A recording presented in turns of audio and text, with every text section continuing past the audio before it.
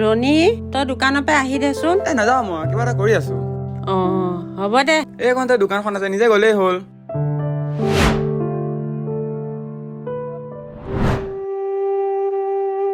শুনাই গৰুজনী পানী খুৱাই থৈ আহগৈ যা। এলাহ লাগে মানে এইবিলাক, নিজে যাওক না। অকলে অকলে আৰু কিমান কাম কৰিম, কোনেও যদি একো এখন সহায় নকৰ। কিনো মানে এনেকে থাকে, বৰ অশান্তি পাওঁ মানে এইবিলাক।